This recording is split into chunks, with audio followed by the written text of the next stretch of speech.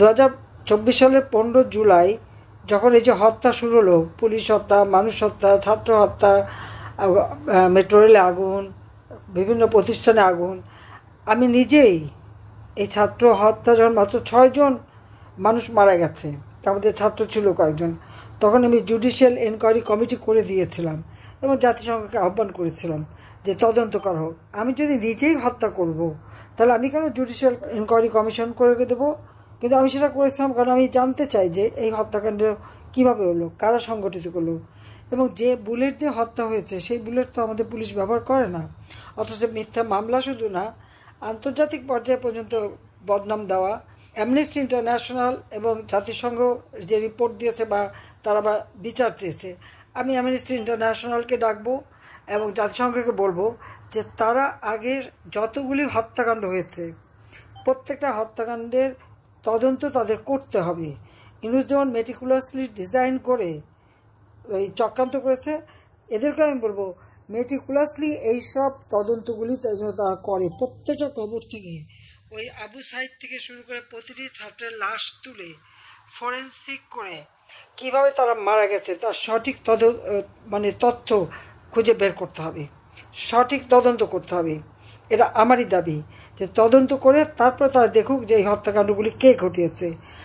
আমি এখানে মানুষ হত্যা করতে আসিনি, আমি মানুষের কল্যাণ করেছি, আমি উন্নতি করেছি, আমি দুর্নীতি করতে আসিনি, সাধারণ মানুষের জীবনমান উন্নতি করেছি। সেখানে আমার অপরাধটা কি? আজকে এই মিথ্যা তথ্য দিয়ে, এবং এই প্রতিবেদনটা বিবিসি যখন করলো, তার তো উচিত ছিল সারা গ্রাম বাংলাদেশ ঘুরে দেখা, প্রত্যেকটা পরিবারের সাথে কথা বলা, ক্ষতিগ্রস্ত পরিবার, কত ঘরে আগুন দিয়েছে, কত ইন্ডাস্ট্রিতে আগুন দিয়েছে, হাসপাতালে আগুন দিয়েছে, হোটেলে আগুন দিয়েছে, সেখানে মানুষ পুড়ে মারা গেছে। 32 নম্বর যখন আগুন দিয়েছে সেখানেও 3 জন মানুষের লাশ পাওয়া গেছে 32 নম্বর রোডের উপরে। তো এই লাশগুলি কারা করলো, এই হত্যাকাণ্ডগুলি কারা করলো, এটা তো তাদের খুঁজে দেখা উচিত ছিল। জাতিসংঘের এনকোয়ারি কমিশন যখন এসেছে, আমাদের দলের পক্ষ থেকে যারাই কথা বলেছে একটা কথারও তারা গুরুত্ব দেয়নি। ওই ইউনুসের যে মেটিকুলাস ডিজাইনের অংশ হিসেবে ইউনুস সেন্টারে বসে তার যে 40 জন প্রতিনিধি আছে যাদেরকে মাসোহারা দিয়ে রাখে, কন্টেন্ট তৈরি করে, মনে হলো যে সেই কন্টেন্টের ভিত্তিতেই এইসব প্রতিবেদন দেওয়া হয়েছে এবং আমার নামে মিথ্যা অপবাদ দিয়ে আজকে বলছে আন্তর্জাতিক আদালতে বিচার। হ্যাঁ, আমিও চাই আন্তর্জাতিক আদালতে বিচার, কিন্তু সেই বিচার হওয়ার আগে ওই ইউনুসের কন্টেন্ট দিয়ে হবে না। এখানে আসল এক্সপার্ট নিয়ে এসে প্রত্যেকটা হত্যার তদন্ত করতে হবে, প্রত্যেকটা হত্যার তদন্ত করে এর সঙ্গে কে দায়ী সেটাই খুঁজে বের করতে হবে। আর এটা যদি তারা খোঁজে, অবশ্যই আমি জানি শতভাগ, আমার বিশ্বাস যে ইউনুস যেই হত্যাকাণ্ডগুলি ঘটিয়েছে এতে কোনো সন্দেহ নাই। তার কাজ হচ্ছে উদরপিণ্ডি বুদর গায়ে দেওয়া। যারা হত্যা করেছে, অগ্নিসন্ত্রাস করেছে, তাদেরকে দিয়েছে দায় মুক্তি, আর মামলা দিয়েছে আমাদের বিরুদ্ধে, আওয়ামী লীগের নেতাকর্মীদের বিরুদ্ধে। কাজে এই জিনিসটাই তাদের খুঁজে বের করতে হবে। দায় মুক্তি কেন দিল, কী কারণে? দায় মুক্তি তো এই জন্যই দিয়েছে যে যেহেতু তারা দায়ী, যেহেতু তারা এই সমস্ত অপকর্ম করেছে, যারা এই ইউনুসের প্ররোচনায় যে সময় তার যে মাস্টার মাইন্ড এবং চালারা, তারা তাদেরকে যা বুঝিয়েছে সেটা তারা বিভ্রান্ত হয়েছিল। আজকে তারা সেই বিষয়টা বুঝতে পেরেছে, অনুশোচনা হচ্ছে, ক্ষমা চাচ্ছে। আমি তো ক্ষমা করে দিয়েছি, আমার তো কারোর বিরুদ্ধে কোনো অভিযোগ নেই। কিন্তু আজকে আমরা আমাদের আওয়ামী লীগের অগণিত নেতা করে মুক্তিযোদ্ধা, তাদেরকে অপমান করা, তাদেরকে হয়রানি করা, মিথ্যা মামলা দেওয়া, এবং আমাদের তো ঘর বাড়ি কিছু নেই। আমার তো ঢাকা শহরে কোনো বাড়িঘরই নেই। জয়পুতুলের বাবার বাড়ি সুধা সদন, সেটাকে আগুন দিয়ে পুড়িয়েছে, লুটপাট করেছে, কিচ্ছু নেই আমাদের, সব লুট করে নিয়ে গেছে, এক কাপড়ে বের হয়ে আসতেছে। তো সেই ক্ষেত্রে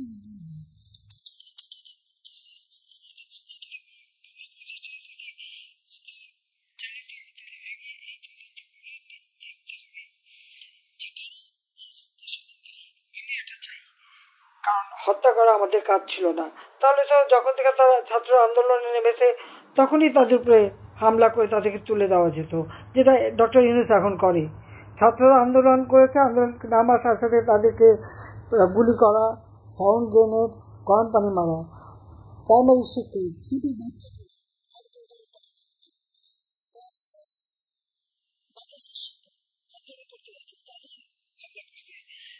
শ্রমিকরা আন্দোলন করেছে, সেখানে গুলি করে 2জন শ্রমিক হত্যা করেছে। শ্রমিকদের একটা পেটে ইন্ডাস্ট্রি বন্ধ করে দিয়েছে, শ্রমিকদের পেটে লাথি মেরেছে, তারা আজকে কাজ পায় না। এগুলি কারা করেছে? এগুলি অপরাধ না? আর হত্যাকাণ্ড তো এখনো চলছে, আজ পর্যন্ত চলছে। গত 2 দিন আগেও আমাদের যুবলীগের এক নেতাকে হত্যা করেছে। একের পর এক তারা হত্যাকাণ্ড করে যাচ্ছে, আমাদের কোনো বিচার নেই, কোনো নালিশ করার জায়গা নেই, মামলা করা যাবে না। যারা ক্ষতিগ্রস্ত মামলা করতে পারে না, কিন্তু আমাদের বিরুদ্ধে মামলা একটার পর একটা, 450-র উপর মামলা, সব নাকি হত্যাকাণ্ড। আর 1400 মানুষের যে তালিকা জাতিসংঘ ঘোষণা করেছে, অ্যামনেস্টি ইন্টারন্যাশনাল রিপোর্ট, তারাও সেই 1400 বলেছে। আমি তাদেরকে চ্যালেঞ্জ দিচ্ছি, সেই 1400 নাম তারা বলবে। আর যে লিস্ট গেজেট করেছে সরকার, 832 জন না কতজন, ওই গেজেটে যাদেরকে মানে নিহত শহীদ বলেছে, প্রত্যেকটা কেস তদন্ত করে দেখুক এর মধ্যে কতটা ফাঁক আছে। কেউ হয়তো হার্ট ফেল করে মারা গেছে, কেউ অ্যাক্সিডেন্টে মারা গেছে, কেউ লুট করতে যেয়ে মারা গেছে, কেউ আগুন দিতে যেয়ে মারা গেছে, বা ও যারা অগ্নি সন্ত্রাস করেছে সেখানে ঢুকে লুট করতে যেয়ে মারা গেছে, সবাই নাকি শহীদ হয়ে গেছে। তো এমনকি আমার বিরুদ্ধে যত হত্যাকাণ্ড মামলা, অনেকে তো জীবিত হয়ে ফিরে এসেছে। তাহলে কিসের বিচার করবে? ইউনুস করেছে সেই 7.62 বুলেট দিয়ে মানুষ হত্যা, আর সে দোষটা পাচ্ছে এখন আমার উপরে। আন্তর্জাতিকভাবে আমার সমস্ত ইমেজ নষ্ট করার জন্য এই মিথ্যা অপবাদ ছড়িয়ে বেড়াচ্ছে। তার টাকা আছে, যে জনগণের অর্থ আত্মসাৎ করে বিরাট অঙ্কের টাকা, আর তাছাড়া এদিকে সেই আমেরিকানদের টাকা, কারণ আমেরিকানদের কাছে তার টাকা নেওয়া এবং তার কাজটা কি আমার দেশটাকে ধ্বংস করা। বঙ্গোপসাগরে তাদের ঘাঁটি, করিডোর দেওয়া, অর্থাৎ আমার সাগরও বেচবে, আমার করিডোরও বেচবে, আমার পোর্টও বেচবে। দেশ আজকে সেন্ট মার্টিন দ্বীপে এই 10 মাসে কেউ যেতে পারেনি। সেন্ট মার্টিন দ্বীপে কোথায়, কেন যেতে পারেনি? সেন্ট মার্টিন বিক্রি করে দিল নাকি? সেটাও খোঁজ নেন। তো দেশ বিক্রি করে, আমি বঙ্গবন্ধু শেখ মুজিবের মেয়ে, আমি তো দেশ বিক্রি করে ক্ষমতা থাকতে চাইনি, কিন্তু আজকে তারা সেটা করেছে। আর সর্বনাশ করে দিচ্ছে কি বাংলাদেশে, আজকে অর্থনীতি ধ্বংস। এমনকি দিন আনি দিন খাই, তারাও আজকে কোনো অর্থ উপার্জন করতে পারে না। ওয়ার্ল্ড ব্যাংকেরই হিসাব হচ্ছে 30 লক্ষ মানুষ দরিদ্র সীমায় নেমে গেছে, অথচ আমি এই 15 বছরে 5 লক্ষ মানুষকে অতি দরিদ্র থেকে মধ্যবিত্তে উন্নীত করেছি। তো আমার অপরাধটা কোথায় সেটা আমি জানতে চাই। আমাদের ছেলে মেয়েদের অপরাধ কী, তাদের বিরুদ্ধেও সে লেগে আছে। আর ইউনুসের বিরুদ্ধে তো মামলা আছে, ক্ষমতা দিয়েই সব মামলা সে প্রত্যাহার করে নিয়েছে, আর আমাদের মামলা দিয়েছে। ঠিক আছে, মামলা দিক, সততার একটা শক্তি আছে, আমরা সততার সাথে চলেছি, কাজে সে আত্মবিশ্বাস আছে। আন্তর্জাতিকভাবে তার পয়সা আছে, অপপ্রচার চালাতে পারে, কিন্তু সত্যের জয় একদিন হবে হবে। আজকে যাদের সামনে কথা বললাম, প্রত্যেকেই তো আজকে ভুক্তভোগী, কারোর তো জীবনে শান্তি নাই, নিরাপত্তা নাই। মেয়েরা আজকে সন্ধ্যা পরে ঘর থেকে বেরোতে পারে না, কোনো ভালো একটা চাকরি করতে পারে না, কাজ করতে পারে না। এটা কেন হবে? কই আমার সময় তো এরকম ছিল না। আমি তো সবার জীবনটাকে নিরাপদ রেখেছিলাম, শান্তি দিয়েছিলাম, অর্থনৈতিক উন্নতি দিয়েছিলাম, সমৃদ্ধির পথে বাংলাদেশ এগিয়ে যাচ্ছিল, খাদ্যের নিরাপত্তা ছিল, সবই ছিল। কিন্তু আজকে এই সুদখোর খুনি ইউনুস ক্ষমতা এসে যত পারে দেশটাকে ধ্বংস করবে। দেশটাকে ধ্বংস করে এই দেশের মানুষ আবার ভিক্ষা ঝুলি নিয়ে নামুক, সেটাই সে চায়। তার মধ্যে কোনো দেশপ্রেম নাই। সে বিদেশে অর্থ বিনিয়োগ করে, এত টাকা পেল কোত্থেকে? আর তার সাথে তার এখন সমন্বয়কারী আর সেই নতুন দল একটা তৈরি করেছে।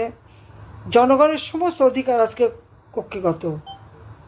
সাংবাদিকরা যা দেখে লিখতে পারবে না, তাদেরকে হত্যা করা, সংখ্যালঘুদের উপরে চরম নির্যাতন, আইনজীবীদের উপরে নির্যাতন।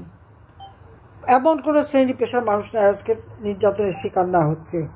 আর নিজের এদিকে হাজার হাজার কোটি টাকা বানাচ্ছে, আর শত কোটি হয়ে এখন হাজার কোটি টাকা কামানোর চেষ্টা। আর এদিকে আমার দেশের মানুষ কষ্ট পাচ্ছে। আমার কষ্টটা দুঃখটা সেখানে, যখন আমার বিরুদ্ধে আন্দোলন, এই মেয়েরা ছেলেরা যখন আন্দোলন করে গভীর রাত পর্যন্ত, তাদের রীতিমতো আমার বিরুদ্ধে স্লোগান দেয়, আর আমি তাদের প্রোটেকশন দিই যে কোনো মতে তাদের কোনো ক্ষতি না হয়। আমি তো তাদের বিরুদ্ধে কোনো ব্যবস্থা নেইনি। যখন তারা পুলিশের উপর আক্রমণ করে, সাধারণ মানুষের উপর আক্রমণ করে, পুলিশকে কারো অর্ডার দিতে হয় না। সিআরপিসিতে নির্দেশ করা আছে কখন কোন অবস্থায় কি পদক্ষেপ তারা নেবে, এটা তো তাদের নির্দেশিকা রয়ে গেছে। নিজের যান বাঁচাতে সবাইকেই রুখে দাঁড়াতে হয়, এটাই নিয়ম। তো তারা যেটা করেছে, আজকে পুলিশ মেরে মেরে আগুন দিয়ে পুড়িয়ে ঝুলিয়ে যারা রেখেছে, পুলিশ তাদের নিজেদের জীবন বাঁচাবে না। আজকে র্যাবের সদস্যকে হত্যা করেছে, পুলিশ হত্যা করেছে, আনসার হত্যা করেছে, সেনাবাহিনীর অফিসার, বিমান বাহিনীর অফিসার আক্রমণ করেছে। তো তারা সেখানে কি করে বসে? সেখানে কি কেউ যদি আক্রান্ত হয়, সে তো আর প্রোটেকশনের জন্য যা খুশি করতে পারে, সেখানে কি কারো অর্ডার লাগে? আর ইনুস যে ক্ষমতা আসার জন্য এতগুলি মানুষের জীবন নিল, আমার আওয়ামী লীগেরই তো 1000-এর উপর কর্মী পরিবার সহ তাদেরকে হত্যা করেছে, 10,000-এর মতো নেতাকর্মী আহত, প্রায় 5 লক্ষ মামলা, না হলে 30-40 লাখ মানুষ আজকে মামলার আসামি। আমার আওয়ামী লীগের কোনো নেতাকর্মী বাদ নাই। আর প্রত্যেকের ঘর বাড়ি, ব্যবসা প্রতিষ্ঠান, দোকানপাট, পুকুরের মাছ থেকে শুরু করে তার মাছের খামার, মুরগির খামার, কারো কিছু নাই।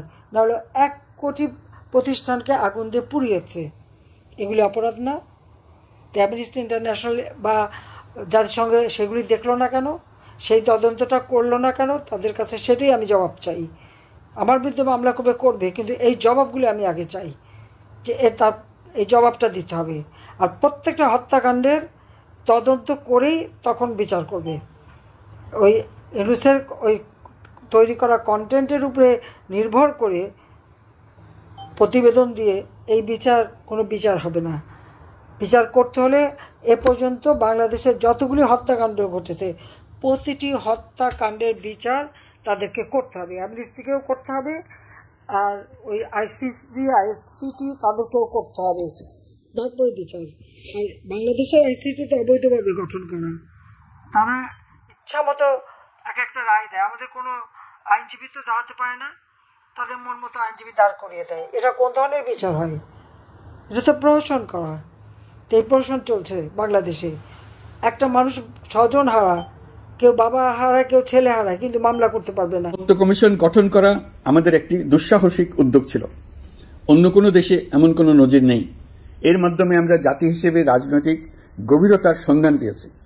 রাজনৈতিক ঐক্যে পৌঁছার জন্য ঐকমত্য কমিশনের সঙ্গে সকল দলের দলগত প্রস্তুতি, ঘণ্টার পর ঘণ্টা কমিশনের সঙ্গে ঐকান্তিক আলোচনা, জাতীয় লাইভ টেলিভিশনের সামনে সকল দলের ঐকমত্যে পৌঁছার একান্ত প্রয়াস আমাদের রাজনৈতিক ইতিহাসে স্মরণীয় হয়ে থাকবে। এই কমিশনের চেয়ারম্যান হিসেবে আমি সকল রাজনৈতিক দলের কাছে তাদের সীমাহীন ধৈর্য এবং কমিশনের প্রতি তাদের সহযোগিতা এবং সৌজন্য প্রকাশের জন্য জাতির পক্ষ থেকে ধন্যবাদ জানাচ্ছি। আশা করি আমাদের অসমাপ্ত কাজ সমাপ্ত করে শিগগিরই পূর্ণাঙ্গ জুলাই সনদ তৈরি করে জাতির জন্য একটা নতুন পথ নির্দেশনা রেখে যেতে পারব। এই কমিশনের অভিজ্ঞতার মাধ্যমে দেশের যে নতুন রাজনৈতিক সংস্কৃতি গড়ে ওঠার সম্ভাবনা দেখা দিয়েছে, আগামী নির্বাচনের মাধ্যমে যদি সেটা বিকাশমানভাবে স্থায়ী রূপ দিতে পারে, তাহলে আমরা ভবিষ্যতের সকল রাজনৈতিক সংকট মোকাবেলা করতে সক্ষম হব। সকল প্রস্তুতি সমাপ্ত করে দেশের সকল মানুষের, কিশোর কিশোরী, তরুণ তরুণী, ছাত্রছাত্রী, কৃষক, জেলে, গৃহিণী, দিনমজুর, শ্রমিক, ব্যবসায়ী, পেশাজীবী, শিল্পী সবাই মিলে চেষ্টা করে একটা সুন্দর নিখুঁত নির্বাচন আয়োজন করে নতুন বাংলাদেশের দৃঢ় ভিত্তি রচনা করব। প্রিয় দেশবাসী, আমি জানি আগামী জাতীয় নির্বাচন কখন হবে সে বিষয়ে সিদ্ধান্ত জানার জন্য রাজনৈতিক দল ও জনগণের মধ্যে বিপুল আগ্রহ রয়েছে। আমি বারবার বলেছি, এই নির্বাচন ডিসেম্বর থেকে আগামী বছরের জুনের মধ্যে অনুষ্ঠিত হবে। এই সময়ের মধ্যে দেশে নির্বাচন উপযোগী পরিবেশ সৃষ্টির জন্য যা যা করা দরকার সরকার তাই করছে। এখানে মনে রাখা জরুরি, বাংলাদেশ স্বাধীনতার পর থেকে যতবার গভীর সংকটে নিমজ্জিত হয়েছে তার সবগুলোরই প্রধান কারণ ছিল ত্রুটিপূর্ণ নির্বাচন। ত্রুটিপূর্ণ নির্বাচন প্রক্রিয়ায় বারবার ক্ষমতা কক্ষিগত করার মধ্য দিয়ে একটি রাজনৈতিক দল বর্বর ফ্যাসিস্টে পরিণত হয়েছিল। এই ধরনের নির্বাচন যারা আয়োজন করে তারা জাতির কাছে অপরাধী হিসেবে চিহ্নিত হয়ে যায়। এমন নির্বাচনের মধ্য দিয়ে যে দল ক্ষমতায় আসে তারাও জনগণের কাছে ঘৃণিত হয়ে থাকে। এই সরকারের একটি বড় দায়িত্ব হল একটি পরিচ্ছন্ন উৎসবমুখর, শান্তিপূর্ণ, বিপুলভাবে অংশগ্রহণের পরিবেশে একটি নির্বাচন অনুষ্ঠান করা, এমন একটি নির্বাচন আয়োজন করা যাতে করে দেশ ভবিষ্যতে নতুন সংকটে না পড়ে। এজন্য সবচেয়ে বেশি গুরুত্বপূর্ণ হল প্রাতিষ্ঠানিক সংস্কার। যেই প্রতিষ্ঠানগুলো নির্বাচনের সঙ্গে সরাসরি জড়িত সেগুলোতে যদি সুশাসন নিশ্চিত করা না যায় তাহলে ছাত্র জনতার সকল আত্মত্যাগ বিফলে যাবে। সংস্কার, বিচার, নির্বাচন এই তিনটি ম্যান্ডেটের ভিত্তিতে আমরা দায়িত্ব গ্রহণ করেছিলাম। সেই বিবেচনায় আগামী রোজার ঈদের মধ্যে সংস্কার ও বিচারের বিষয়ে আমরা একটি গ্রহণযোগ্য জায়গায় পৌঁছতে পারব বলে বিশ্বাস করি। বিশেষ করে মানবতা বিরোধী অপরাধের বিচার, যা কিনা জুলাই গণ অভ্যুত্থানের শহীদদের প্রতি আমাদের সম্মিলিত দায়, সেই বিষয়ে আমরা দৃশ্যমান অগ্রগতি দেখতে পারব। এতে আমাদের উপর আপনাদের অর্পিত ম্যান্ডেট ন্যূনতম হলেও বাস্তবায়ন করে যেতে পারব। সেই বিবেচনায় ও ইতিহাসে সবচেয়ে অবাধ, সুষ্ঠু, প্রতিদ্বন্দ্বিতামূলক ও গ্রহণযোগ্য নির্বাচন আয়োজনের জন্য সকল পক্ষের সঙ্গে আমরা আলোচনা করেছি। পাশাপাশি বিচার, সংস্কার ও নির্বাচন সংক্রান্ত চলমান সংস্কার কার্যক্রম পর্যালোচনা করে আমি আজ দেশবাসীর কাছে ঘোষণা করছি যে আগামী জাতীয় নির্বাচন 2026 সালের এপ্রিলের প্রথমার্ধের যে কোনো একটি দিনে অনুষ্ঠিত হবে। এই ঘোষণার ভিত্তিতে নির্বাচন কমিশন উপযুক্ত সময়ে আপনাদের কাছে নির্বাচনের বিস্তারিত রোডম্যাপ প্রদান করবে। আমরা এমন নির্বাচন চাই যা দেখে অভ্যুত্থানের শহীদদের আত্মা তৃপ্তি পাবে, তাদের আত্মা শান্তি পাবে। আমরা চাই আগামী নির্বাচনে সবচেয়ে বেশি ভোটার, সবচেয়ে বেশি প্রার্থী ও দল অংশ নেয়। এটা সবচেয়ে অবাধ, সুষ্ঠু ও নিরপেক্ষ নির্বাচন হিসেবে জাতির কাছে স্মরণীয় হয়ে থাকুক। 1.5 যুগ পরে দেশে সত্যিকারের একটি জনপ্রতিনিধিত্বশীল সংসদ গঠিত হবে। বিপুল তরুণ গোষ্ঠী এবার জীবনে প্রথম ভোট দেওয়ার সুযোগ পাবে। এসব লক্ষ্যে প্রয়োজনীয় সকল পদক্ষেপ নেওয়ার জন্য আমরা জাতির কাছে অঙ্গীকারবদ্ধ। আমি দেশবাসীর প্রতি আহ্বান জানাই, আপনারা সকল রাজনৈতিক দল এবং আপনাদের এলাকার প্রার্থীদের কাছ থেকে সুনির্দিষ্ট অঙ্গীকার আদায় করে নেবেন, যেন আগামী সংসদের প্রথম অধিবেশনেই যেসব সংস্কারের প্রশ্নে ঐকমত্য অর্জিত হয়েছে তা কোনো প্রকার কাটাছেঁড়া ছাড়াই যেন তারা অনুমোদন করেন। আপনারা ওয়াদা আদায় করে নেবেন যে তারা বাংলাদেশের স্বাধীনতা, সার্বভৌমত্ব, আঞ্চলিক অখণ্ডতা এবং জাতীয় মর্যাদার প্রশ্নে কখনো কোনো প্রকার আপোষ করবেন না এবং দেশের বাইরের কোনো শক্তির কাছে দেশের স্বার্থ বিকিয়ে দেবেন না। আপনারা তাদের কাছে সুনির্দিষ্ট প্রতিশ্রুতি আদায় করে নেবেন এই মর্মে যে তারা কখনোই কোনো অবস্থাতেই আপনাদের গণতান্ত্রিক অধিকার ও মানবিক মর্যাদার ক্ষুণ্ণ করবেন না। আপনারা তাদের কাছে অঙ্গীকার আদায় করে নেবেন যে তারা সম্পূর্ণ সততা ও স্বচ্ছতার সাথে দেশ পরিচালনা করবেন এবং সকল প্রকার দুর্নীতি, দলীয়করণ, টেন্ডারবাজি, সিন্ডিকেটবাজি, চাঁদাবাজি, সন্ত্রাসী কর্মকাণ্ড ইত্যাদি গণবিরোধী কাজ থেকে নিজেদেরকে সম্পূর্ণভাবে মুক্ত রাখবেন।